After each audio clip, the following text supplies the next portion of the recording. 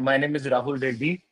I'm I'm Rahul Reddy. I'm uh, part of Career Launcher for quite some time right now, and I'm a verbal trainer. I also head Career Launcher Bangalore, and despite being some kind of a fuzzy engineer, verbal has always been my area and my area of strength. Okay, so let's get started now.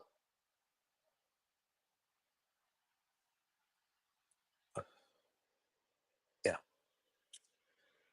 right. Very quickly about the pattern of the exam, right? 24, 22, 22. So verbal RC has the slightly larger number of questions and therefore marks, right?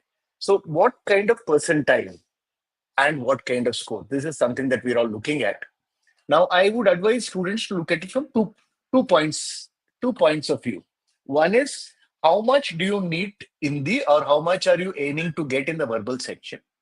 And remember, the point is also not only to get a high percentile in verbal, but the point is to get a high overall percentage. Right? So, for example, if you are saying that I'm looking for a 99 percentile overall in CAT, then how much do I need in verbal? Right? How am I going? This 99 percentile requires a certain amount of marks. And how will I get this marks? How much from verbal, how much from quant, and how much from LRDI? That's the kind of thinking that we need to look at. In general, when you look at it, verbal is a slightly more of a scoring area as compared to other sections. Right? This slide, for example, gives you an idea. Right? So, for example, uh, 99 percentile in VARC is 41. In DILR, it's 38. And in quant, it is 33. So clearly, you will see that for any specific percentile, the score required to get that percentile is higher for verbal RC, which typically means it's a slightly higher scoring area. For example, we can look at 95 percentile, right? VARC is 30. You need 30 marks to get 95 percentile. DILR is 28 and quant is 22. Right? And this has been consistent over a period of time, though the gap between the different sections might go up and down. In general, VARC is slightly more of a scoring area. Okay. Okay. Now, now this looks very nice. That if I want 90 percentile, then I need only 29 marks.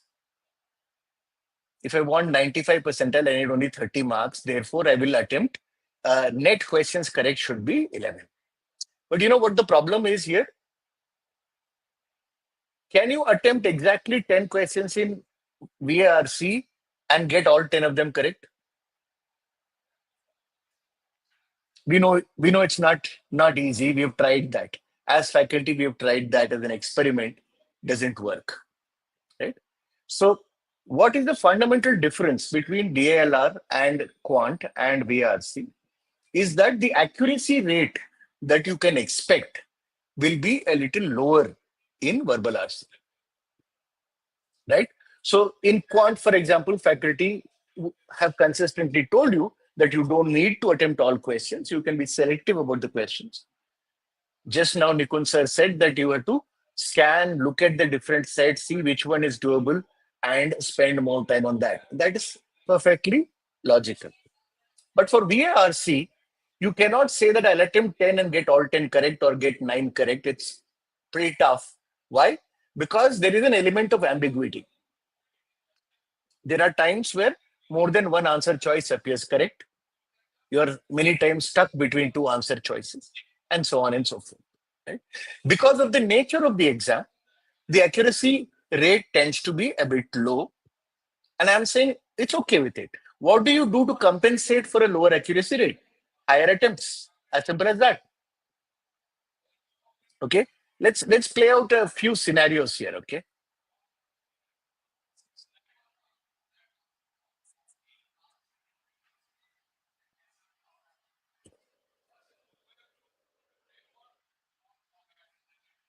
Yes, 1 second, please. Yeah. Now let us suppose that you attempt uh, what do you say? Let us say you attempt about 18 questions out of 24. Right? And when we attempt 18 questions out of 24, let us say you don't have a very good accuracy rate. One out of every three questions goes wrong. Right? 66% accuracy rate. Okay. How many correct? 12 correct. How many wrong? 6 wrong. So what's your net score? 12, 3 is 36 and a maximum possible minus 6. Why do I say maximum possible? Because out of the 6 errors, some of them could be theta. Right? So it will be 30 or more, which means you are at 95 percentile. Right? You are actually getting every third question wrong and you're still ending up at 95 percentile. Right? Just for fun, let us extend this a little more. What if you do it with 24 attempts? Every third question is wrong. Every third question is wrong. So 16 correct, 8 wrong. 16 threes, 48. And a max of minus 8. So it will be 40 or more. Okay. So where does 40 or more give you? 99 percentile. That means this is one section where you can get 99 percentile by getting every third question wrong. Okay. I might be making it sound a little easy because attempting all 24 is something that is not very easy to do. I think you guys would know, right? You would have taken a lot of marks, so you know that attempting all 24. So how do you then plan a strategy? Okay, we'll come back to this. This is the key to strategy. I'm starting with a point where you say that, look, 18 plus attempts, right? The plus is if you are good and can attempt more than 18 while still maintaining a decent accuracy, great. 18 plus attempts with about 70% accuracy should give you anywhere between 95 to 99%. Right? So does it mean that I'm telling you that you can't attempt all 4 RCs? No, if you can do them well, great, man. But if you can attempt all 4 RCs with good accuracy, then perhaps you don't need my advice, right? There are a lot of people who are not able to do that, and that is why my advice is aimed at them. So 3 RC and 6 or more verbal. That's the kind of breakup that I'm giving. These are all advisory. Please understand that, right? It doesn't mean that you have to attempt exactly 6 or exactly 3 RCs, right? This is a starting point. You can tune this advice to how it suits you. Right? Now, why do I say 3 RC and 6 verbal? It's not random, right? Because time management is the key. We have only 40 minutes, right? And as you probably know, it does take a little bit of time to do RC for most of us. There are some rare geniuses who can literally run through an RC in 5 minutes, but that's not us. Most of us, it takes a little more time to do RC, which is why I said 3 RC. If you take about 9 minutes per RC on an average, that gives you 27 minutes, and 6 verbal gives you 13 minutes. Right? Now, if somebody wants to do more attempts, you'll have to find a way to do things faster. For example, if you make it 8 minutes per RC, that's 24 minutes. So you have 16 minutes left. Perhaps you can do all 8 verbal, right? Or if you can do an RC in 7 minutes, then you can do all 4 RCs, that's 28 minutes, and you still have 12 minutes for verbal. Right? It's simple math. That's how it works. Now, when you take 9 minutes, I'm kind of, making this into a coaching algorithm. Ki karna kya hai exactly. How do you do a passage in 9 minutes? Let me go there also. Because that 9 minutes includes passage reading and questions. Okay, the broad principle is spend more time on the questions and less time on the passage. 400 words is the size of the passage approximately, right? I'm giving you 3 minutes to read it. That is about 120 words per minute. Why do you want to go slower than that? Okay, worst case take 4 minutes. That's 100 words per minute, right? If somebody says, I want to read slower than 100 words a minute, then my God, I don't know what advice to give. But seriously, why is it a problem? ऐसा क्यों होता है कि we take lots and lots of time reading the passage? Lot of students do it. Why? One reason is fear. You're afraid that you're not understanding it, or you're trying to understand every inch of the passage, or even worse, you're trying to memorize the passage. ये तो होगा ही नहीं ना.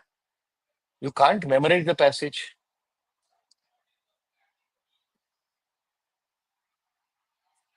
Hmm? So, what is the purpose of reading the passage? Purpose of reading the passage is fundamentally to get the main points and the central idea of the passage, not to get bogged down in details. I'll try to do that with one or two passages so that we can understand what I'm referring. That gives you, when you know that, look, I'm reading the passage only to get the main points, then you can confidently read it in 3 minutes. If you read in 3 minutes, you get 6 minutes to solve the question, which means you can be careful. You can refer back to the passage when required. You can use elimination. You can carefully consider what the question means. You can compare choices. A lot of that will get done if you're able to. Okay, so what's the step in solving questions? First, do not rush the question. Please understand the question task. So many times students have gone wrong because they did not understand the question. They forgot that there was a not there. They forgot that there was an except there, right? These days, CAT gives double negatives. All the following will weaken the conclusion. All of the following cannot be inferred from the passage except a double negative, right? Pure English grammar teachers would say, kya hai? Double negatives is bad English, but CAT seems to be doing it, so we are stuck, right? So understand the question task carefully. Consider all choices. Even if you think one is a good answer, please look at 2, 3, 4, right?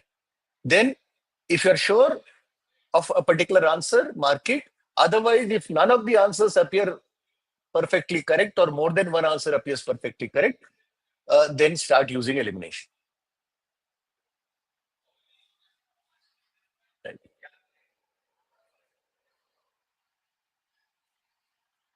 Just go through this a little bit. This is called beast. If I have to add something, I'll probably say sea beast. Okay. What is sea beast? T is contradiction. Contradiction would mean there is an answer choice that contradicts the facts or premises given in the passage, which means ye nahi ho sakta, that has to be wrong. A direct contradiction of the facts of the passage cannot be accepted, so that can be taken. So contradiction is the first. Then B for broad. Options that are too general or too specific, sometimes they're too specific also, so they don't answer the question. E is extreme.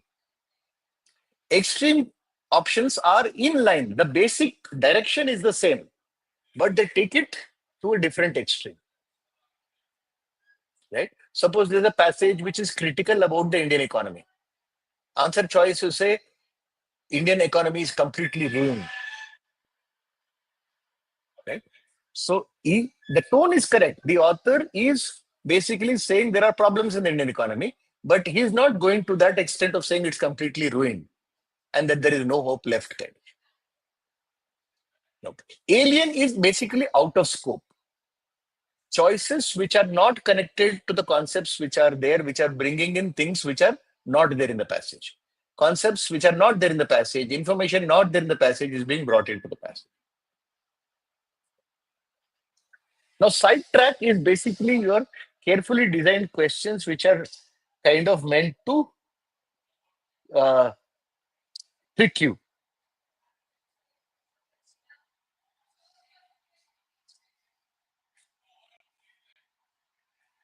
So, why are they trying to trick you? because they're trying to see whether you're careful enough, whether you're paying attention to details or not. So, for example, you could have partially correct answer.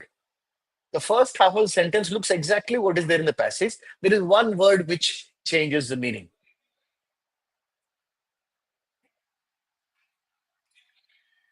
Right? Similarly, there could be an answer which is consistent with the passage. In fact, one of the options could be a direct line from the passage. Right? So is it true as per the passage? Yes. But does it answer this question? It doesn't. But you remember, I read this, it's there in the passage. So you're tempted to answer it correctly. And then you have tone mismatch.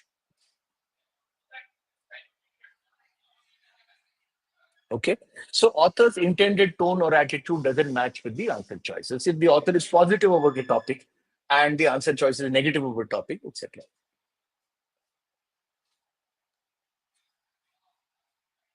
Okay. Just give me 1 second, please.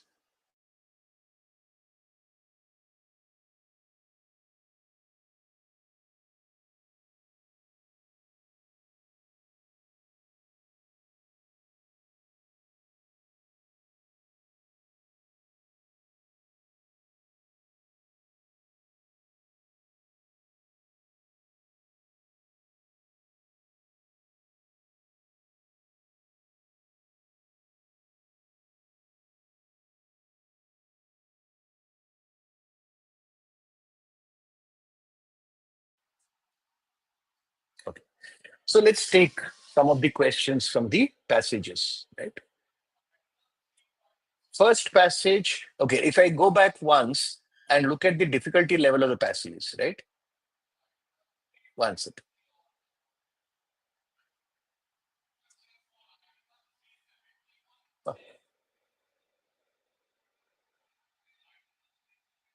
Yeah. So if you look at it, this is how it was, right? The first passage was the easiest with high attempts and high accuracy rates.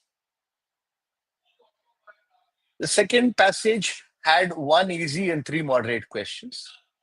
The third passage had two easy and two moderate questions.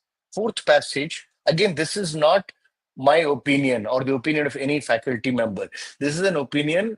This is based on the data which has been supplied by the students. Now, the fourth passage had two moderate and two difficult. So clearly the fourth passage was probably what students perceived to be the tough one. Question 17 and 18 were sentence placement, where a sentence has to be fitted into at different points in a paragraph. That was moderate. Then question 19 and 20, you basically dealt with, uh, yeah, odd one out. And surprisingly, odd one out was difficult, these two questions. There are times when odd one out is relatively easy, but this time it was difficult. 21, 22 is parajumbles, which are normally on the difficult side. Sometimes one of them is easier than the other, but this time both were difficult. And para completion, 23, 24, both were on the easier side. This is for one particular paper. Now, one of the things that you do when you give a lot of mocks and practice is you should know your strengths, especially in the verbal side. What are you really good at? Right? And it's not a perception. What do you think you are good at? What are you actually good at? And how do you know what you're actually good at? Please do a drill down analysis from the mocks. Right? What has been your accuracy rate in para summary over the last 5 mocks? What has been your accuracy rate over parajumbles in the last 5 mocks? Why does it matter? It matters for the simple reason that if you know what you're good at, then you start with that. So let us say I have completed my 27 minutes for RC. I have 13 minutes left. Where do I start in verbal? I start with para summary because over the last 5 marks, I have seen that I'm good at it. Right? I have a good accuracy in that area. So I start with that. Next, I'm good at para summary or odd one out. Now, here there's one small issue that crops up. There are a lot of students who come back to me and said, sir, I always attempt para jumble. Why? because parajumbles is theta and there is no negative.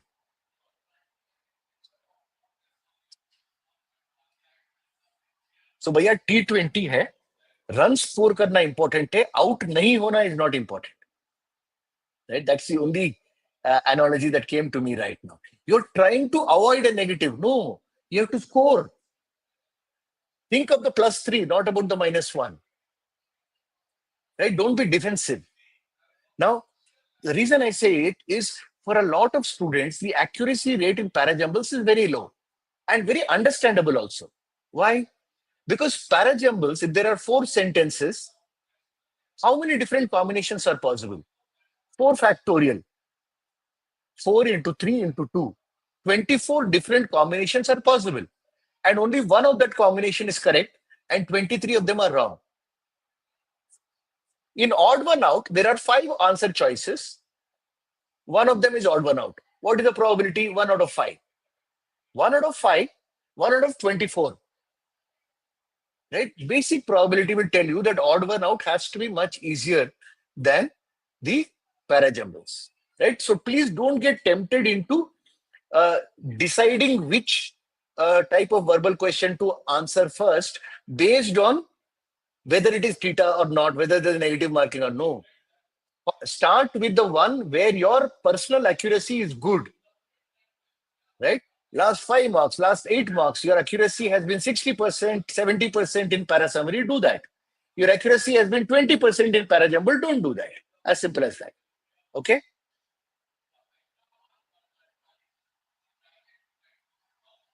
Okay, let's start. So this is what we have seen, a very easy passage.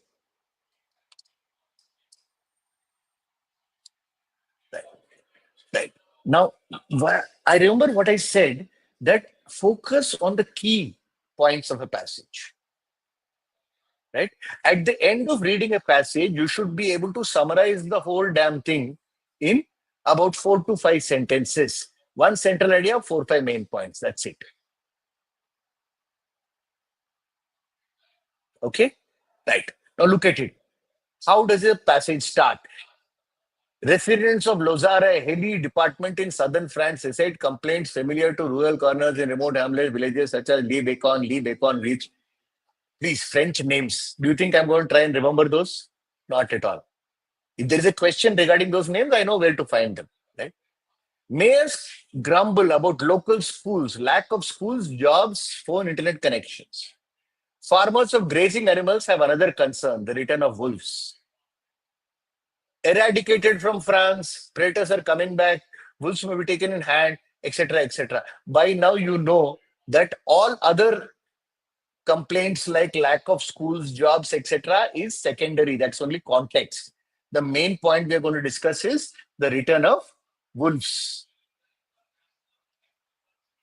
Okay, so that red line is my summary of this entire first paragraph.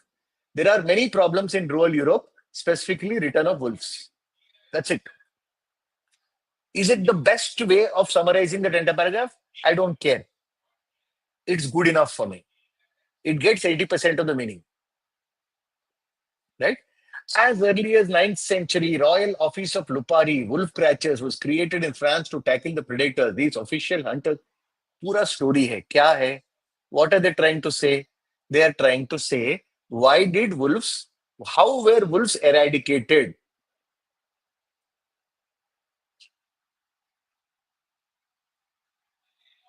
Right?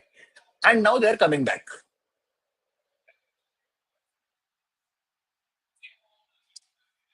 Right? Now, what is the summary of the entire second paragraph in my absolute 100% dumb, simple manner?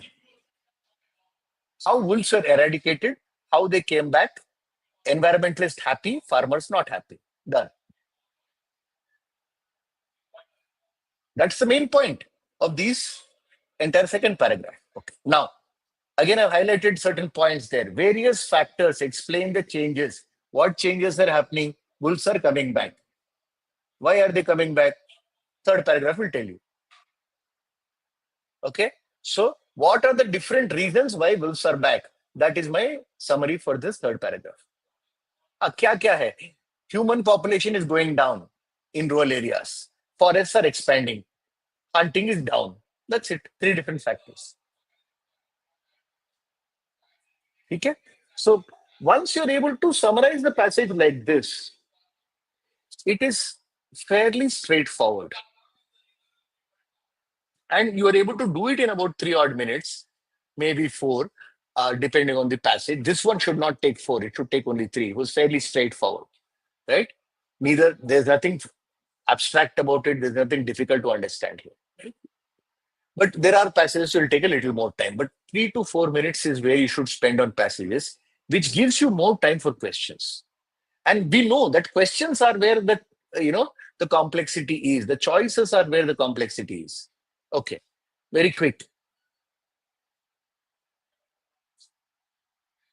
Which of the following is not contributed to the growing wolf population?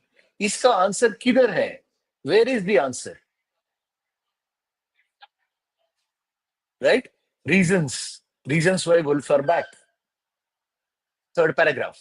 Rural depopulation. Now 140,000. Now it is 80,000.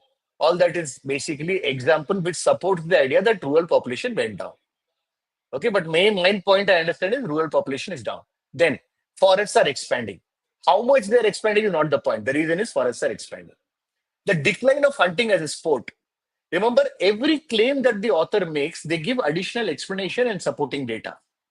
Right? They said population is going down. So they said how much it is going down, 140,000 to 80,000. Forests are expanded. How much they've expanded? 102,000 hectares per year.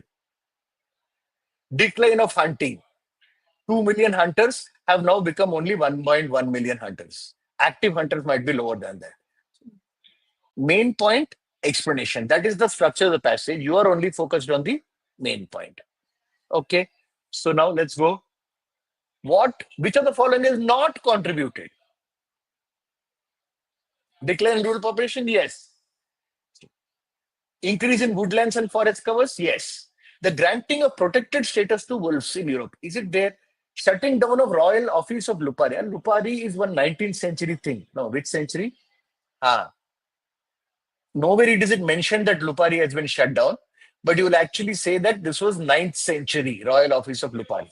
After that, Lupari has not been mentioned anywhere. Okay. Now it says protected status of wolf in Europe. Hunting them now is forbidden. That is in the second last line of the third paragraph. ठीक है, ये तो है direct है. So it must be answer choice 3.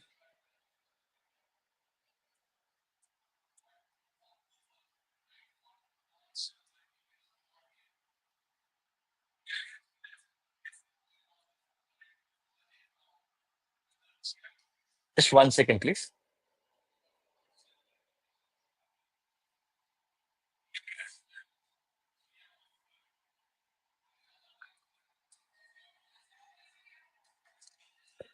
So very, very easy. Okay. The inhabitants of Lozere have to grapple with all the following problems. What are the different problems that they have? Right? Where is the answer? First paragraph. Right? Many problems. One of them is the wolves. What are the problems? Schools, jobs, phone internet connection, and wolves. Okay. So livestock losses because of wolves, poor communication, yes. Lack of schools is lack of educational facilities. Decline in number of hunting licenses. Not the point.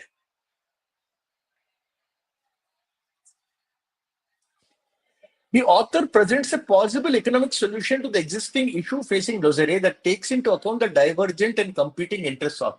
Okay. Who are the divergent interests? Remember, we had summarized, right? Farmer happy, environmentalist happy, for farmer not happy, right? Environment and politicians. Politicians are never mentioned. Tourists and environmentalists, sorry, both are possibly happy about the wolves. Farmers and environmentalists, yeah, this is the correct answer because environmentalists, remember he says divergent and competing interests. So the only set of people whose interests are diverging from one another are basically the farmers and the environmentalists. Right. Now, which of the following statements, if true, would weaken the author's claims? One smart way of doing this is the author has made certain claims and is supported with certain evidence.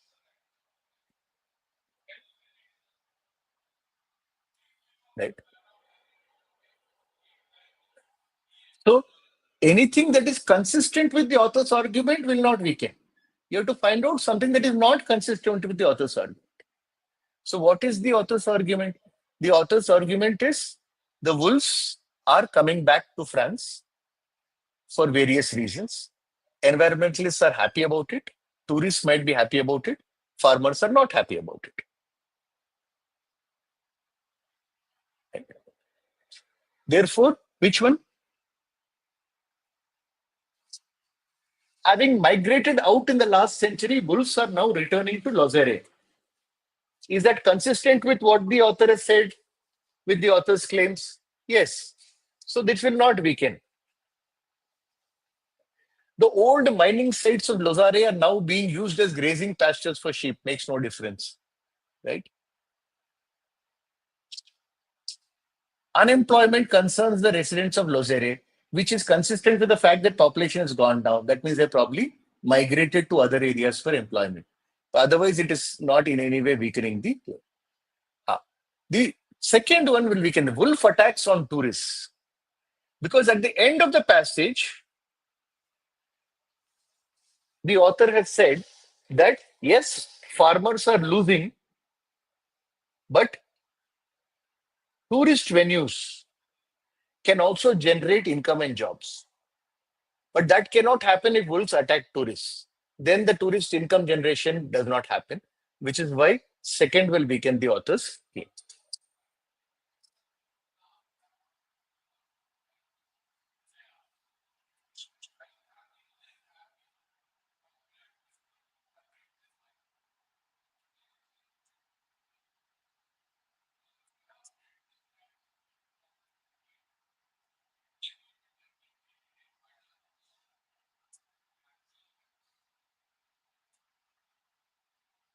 Okay.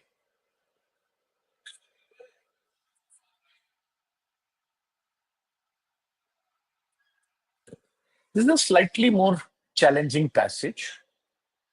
So let's spend a little bit of time understanding. See, the main focus really here is I'm trying to see how you don't get bogged down in too much of detail and then get the central idea and the main points of the passage and spend more time on the questions. So 50 years after his publication in English, 1972, Marshall Salins himself died. We may ask, why did his essay? Okay, right. So this Salins wrote an essay 50 years back. The name of the essay was Original Affluent Society. And that essay had a huge impact. Now, there are two questions that the passage is saying. Why did the essay have such an impact? And is it still relevant after 50 years? How is it fared since? Now, what was the main argument made by Salin in his essay? He said, hunter-gatherers or foragers were not engaged in a desperate struggle for meager survival. Quite the contrary, they satisfy their needs with far less work than in agriculture and industrial. Now, the way history has taught to us that human beings started as hunter-gatherers. They either hunted for food or they gathered the available food from the forests and the trees. Right? Then they started agriculture. They started growing their own crops. And when they started agriculture, they settled down in certain areas, created permanent villages, later which grew into towns and so on and so forth. That is how civilization supposedly progressed. But Salins in his essay is questioning that. He's saying that hunter-gatherers are not primitive people who are desperately surviving on the margins. They're actually happy people. whatever they need, they're able to get by spending less hours of working. So maybe about 4 hours of work a day they do, they are able to get enough food for everyone. After that, they can chill. So basically, that's what we're saying. Foragers worked less hours compared to agricultural farmers and others, but were able to satisfy their needs. That's my summary. But then I put something called affluent question mark. What does it mean? So, who is Salin's calling as original affluent society? The foragers. Why are they calling them affluent? Not because they have a lot of money or wealth, not that they have a lot of items or goods or things that they own, right? They are wealthy because they have freedom. They have a lot of leisure time, right? Who is changing the definition of affluence?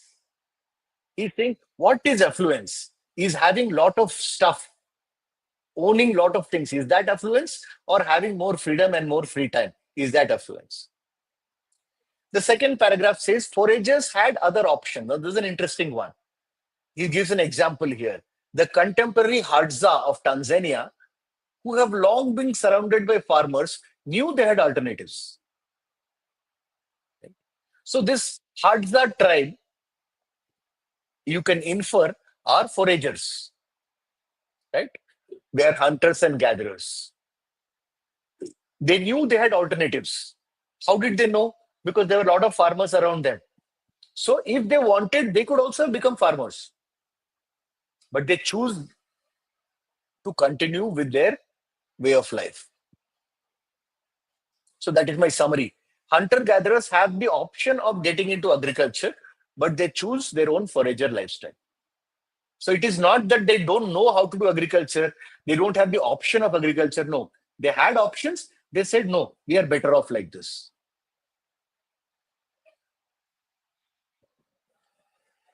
Now, the third passage basically says, what is the point of the essay? The main point of the essay is not about the tribes and the data collected and the empirical validity. But the most important point is a challenge to the contemporary economic life. So he's basically saying, look, there is another way of life. You don't have to be materialistic. You don't have to be consumerist. You don't have to count your success on how many things that you own or how much money that you have. Maybe you can think of how much free time do you have? How much freedom do you have? As different ways, right? Which is again what I've highlighted in the next paragraph. That radical alternatives to readers' lives really exist, right? We are basically saying there is another way of life compared to the capitalist way of life, which is greater and greater, more and more desires, therefore produce more and more. So, but the foraging societies follow a different route, which is by saying, I don't want more. I reduce my desires and therefore I'm easily able to fulfill them. So it challenges contemporary materialistic culture by providing radical alternatives. Last paragraph gives some criticism of Salin, saying that, look, Salin did not criticize colonialism, racism so much as heavily as we do today. Similarly, there are evolutionary anthropologists have treated present-day foragers as left behind by progress, but Salin also is guilty of making that same mistake sometimes. Okay, but he says criticism is not the important point. The basic idea is to say that, look, new possibilities, different ways of life are possible.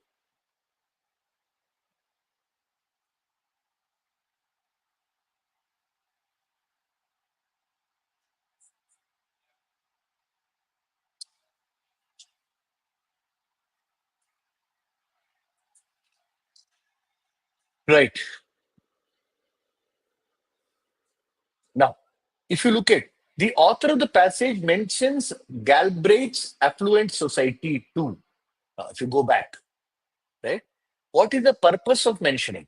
With its titles nod towards the affluent society, which was written by John Kenneth Galbraith.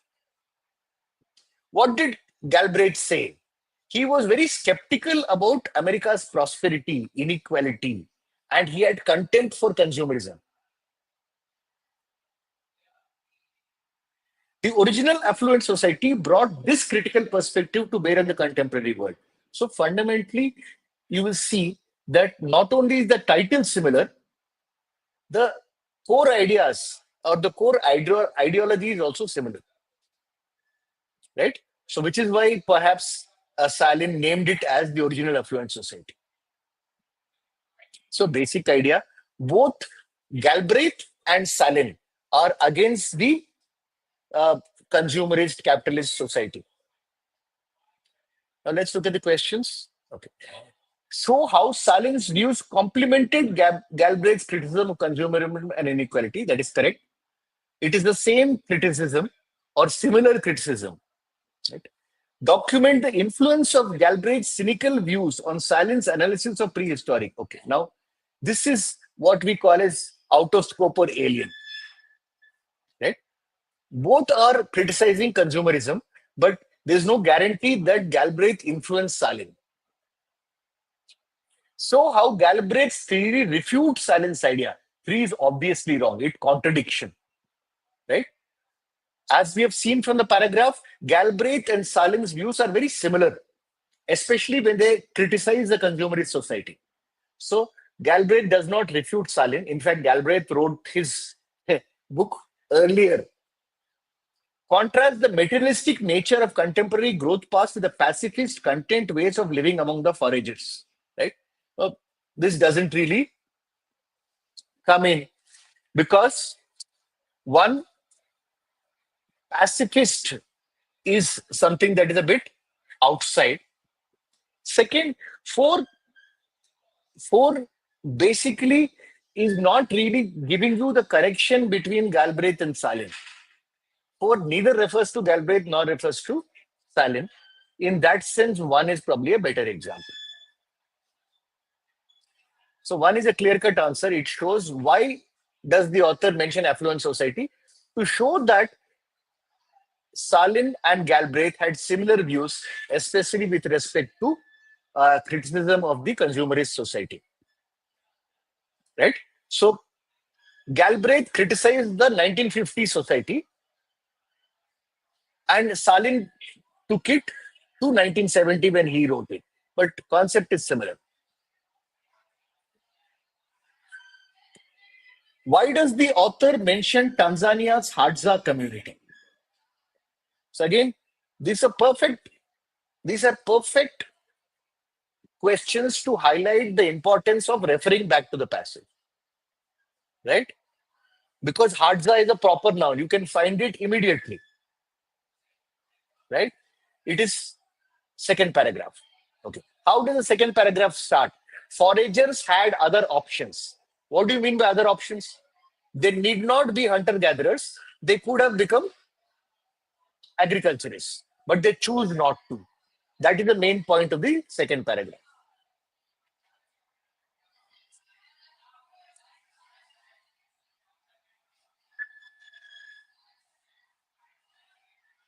So,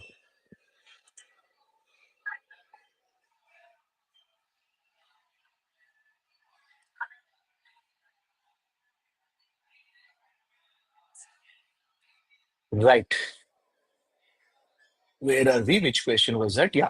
So, why did he talk about Hadza community? To show that the forager community's lifestyles derived not from ignorance about alternatives, from their own choice. They knew that agriculture is possible, but they said, sorry, we like our own way of life, which is option 4. Now, this is a slightly tricky question. The author of the passage criticizes Salin's essay form. Now, where is the criticism? It is there in the last part of the passage.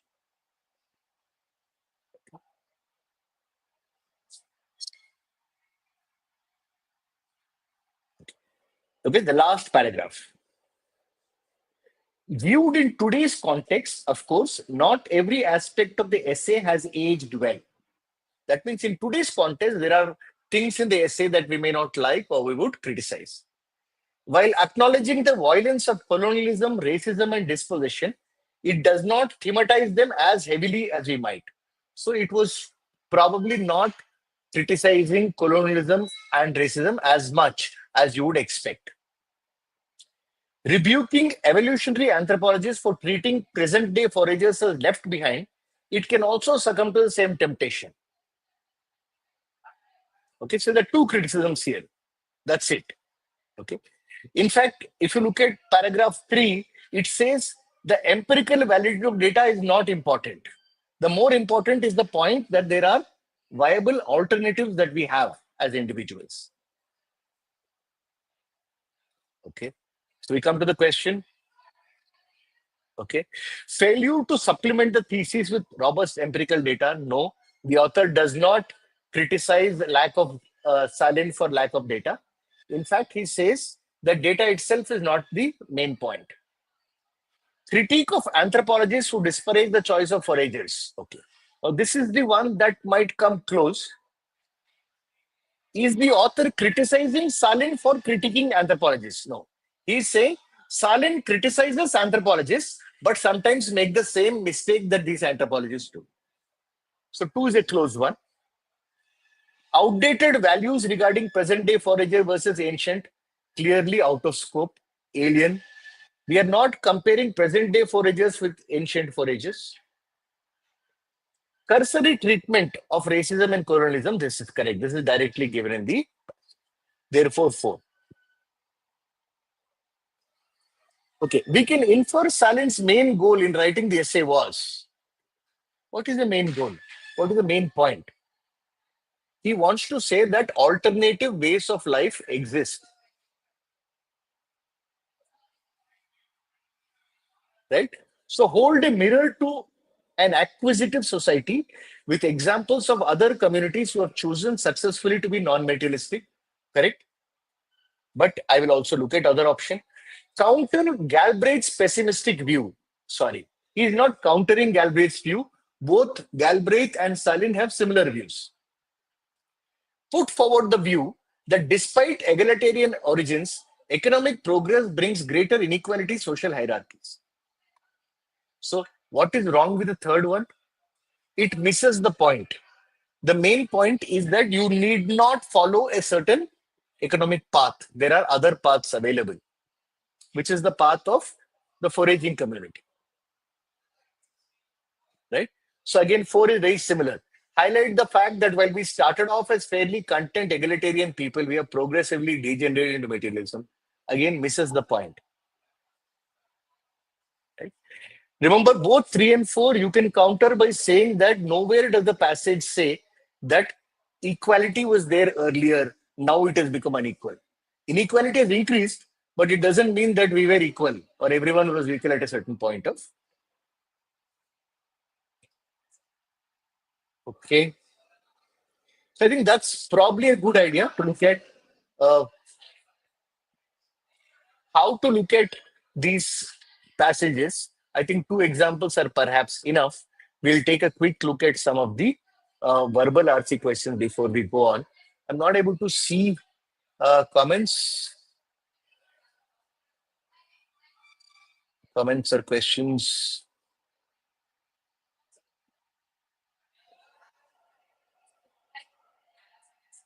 Okay. Okay. So let's continue.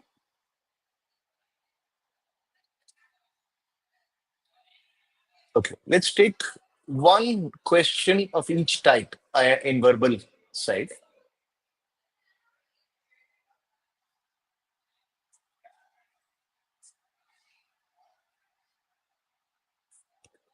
Now, these questions are the jumbled sentences. There are 5 sentences. One of them is not connected to the.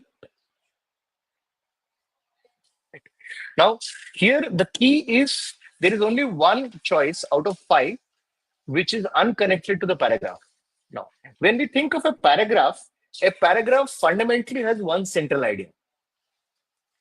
So what we are trying to do is look, 4 of these sentences are connected to one core idea. One of the sentences is slightly different. We have to find the one that is slightly. Now, if you find a pair,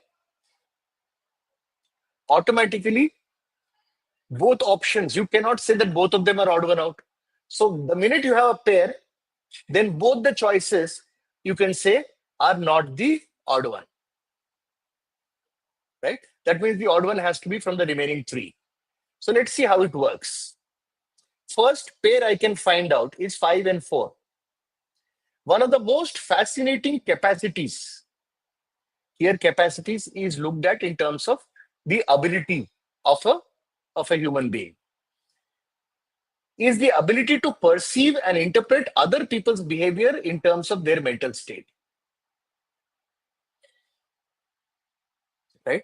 5 is connected to 4. This capacity develops from early beginnings.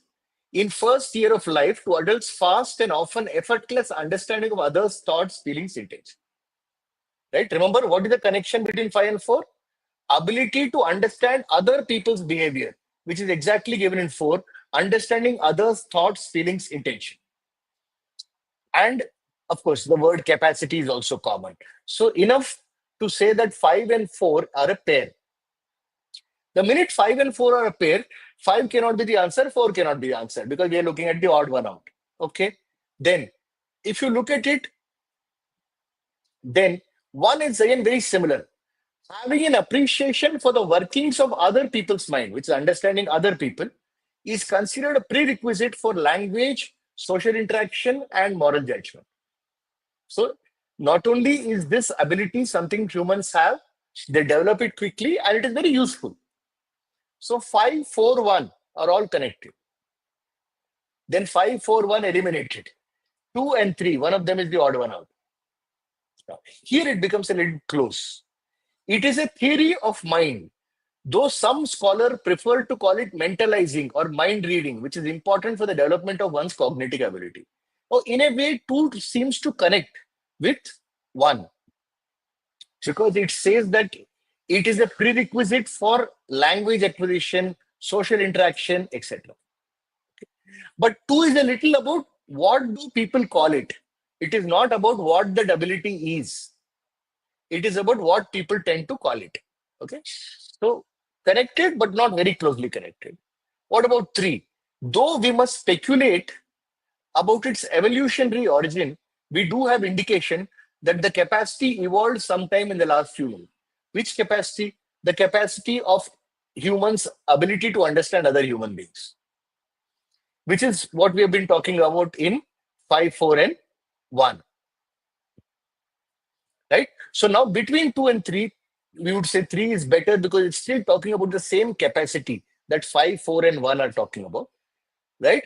Once you've discussed what is that capacity, how is it useful, then extension could be, okay, when did such a capacity develop in human beings? Right? 2 is the odd one out because instead of going into what the capacity is, they're looking at what do people call it. Right? Very close. But remember, worst case, it's still 50-50. Because if you get this wrong, if a student says, look, I marked 2, you have my full sympathy.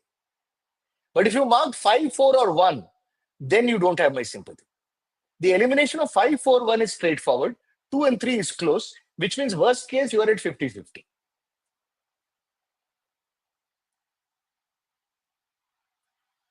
Still better than the accuracy that people have got, which is 76-16. 16% accuracy is there.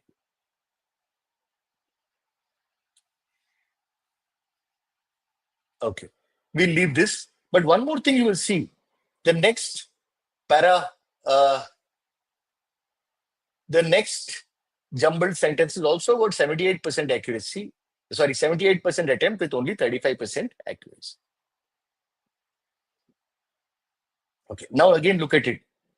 72% attempt, 22% accuracy. What is common? The odd one out and the jumbled sentences, parajumbles. Both of them are theta questions. Does that explain why the attempts is high and accuracy is low? Everybody wants to attempt theta questions. Okay. Now, if you look at this, this is not that difficult. Uh, I'm a little surprised by the 22% accuracy here. Okay. Why are some crimes destined for perpetual re-examination, others logged in permanent obscurity? What does it mean? People keep checking, re-examining certain crimes again and again. And some crimes people forget about. They don't bother. Why? Which type of crimes are re-examined? Which type of crimes are forgotten about? That is the question. One also asks a question.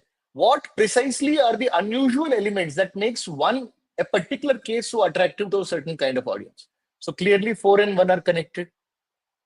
4 asks a question. 1 asks a more specific question. Why some cases keep getting re-examined? What unusual elements do these cases have? And 2 is the answer. It might be a particularly savage or unfathomable level of depravity. Very often it has something to do with the precise amount of mystery involved. So, sentence 2 gives you 2 reasons. Cases, people might remember certain cases or relook at certain cases because there is crazy amount of cruelty or violence. Or it could be because there is an element of mystery. 2 answers the question given in 1. And then 3 follows. Why 3 follows? What was the second reason given in 2? Mystery. There's a certain amount of mystery in some cases which make them attractive. Therefore, unsolved cases or perhaps unsolvable cases, they have that mystery. Ordinary cases which have been solved don't have that mystery. So 4, 1, 2, 3. Again, 4, 1, 2 comes reasonably easy. 3 is a little tricky, but then 3, if 4, 1, 2 is a set, then 3 has to come either at the beginning or the end. 3 can't come at the beginning, therefore it must come at the end.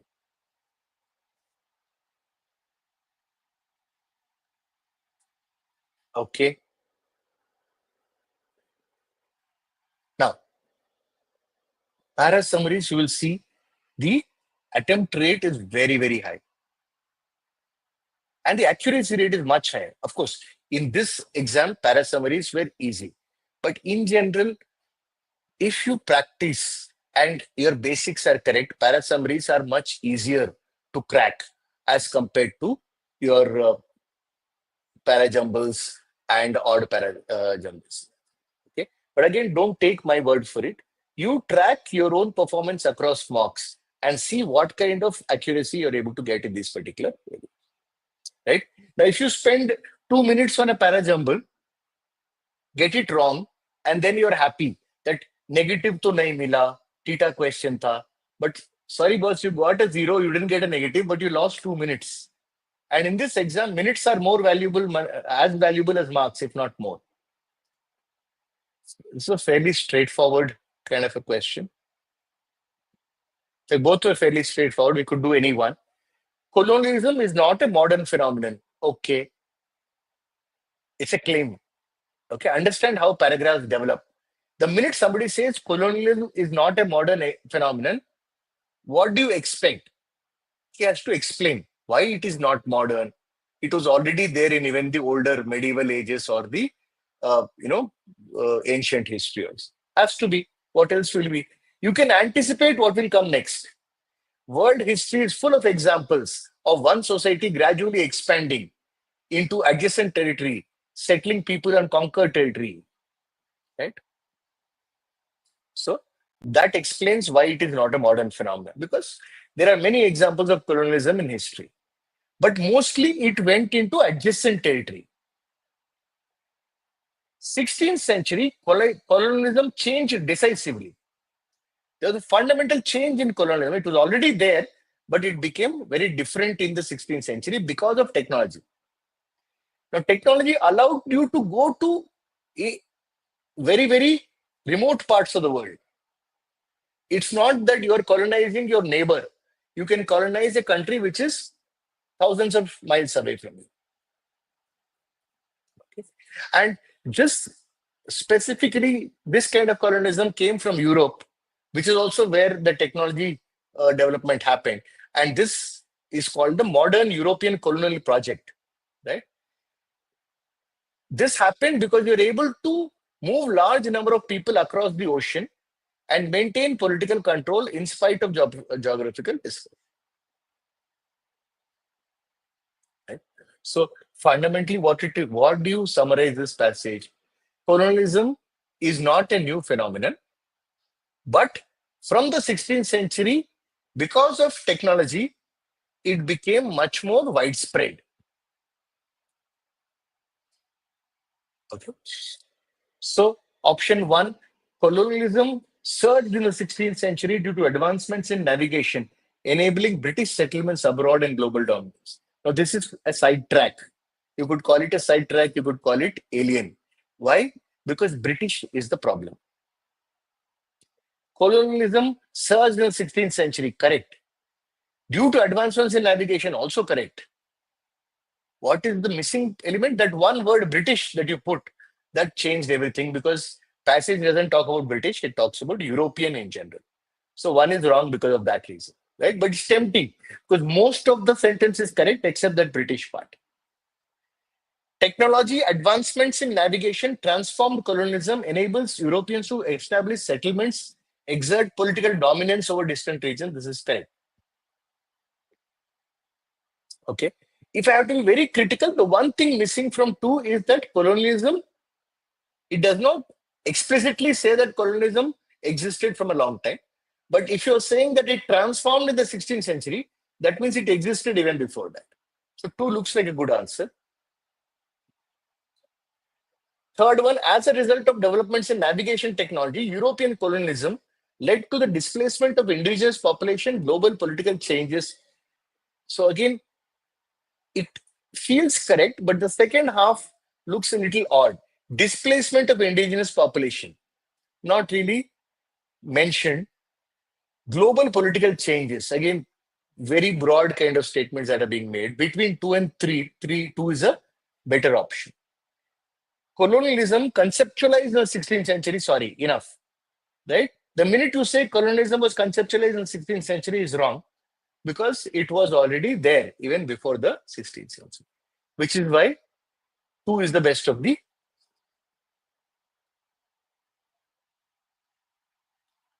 Okay, so I think might have crossed a little more in terms of my time, but hopefully I've given a few things for you to keep track of. Right now, very quickly, this small point that I would like to make here is that where are you right now and where do you need to be? Now you can look at it from the perspective of both attempts and accuracy. Right? So I'm giving 70 percentile. I mean, it's plus or minus. 70 percentile is a good accuracy rate in RC verbal, right? Please don't expect 90. Hardly anybody gets 90, and you don't need 90 to get a good percentile. Right? So 70 percentile is a good accuracy rate. If you're consistently getting 70 percentile or better accuracy, then you should slowly try to increase the number of attempts. Suppose you are currently attempting 16 questions on an average, and every time you get 75-80% accuracy. Then what do? Go from 16 attempts to possibly 18-19 attempts. See if it works. Right? So, but if your current accuracy rate is 50-60%, then please don't try to increase the number of attempts. Please try to fix what is happening with your accuracy. Right? Find out what kind of mistakes are getting made. Fix that and then move on to the next stage. Okay, so that's it from my side. Thank you very much and all the best.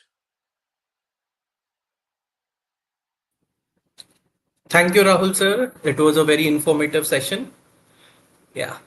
And with this, we conclude the event Race to 99 percentile by Career Launcher. So in the 4-hour masterclass, we have covered all the 3 sections of CAT 2023 Slot-1 paper. I think we have focused mainly on the problem solving techniques, strategies, which we can use in the actual CAT exam. And we hope this session helped all the students in their journey ahead. And stay connected with us on our YouTube channel for more such sessions to support you in this race of top B schools. Thank you. Thank you, everyone. Thank you.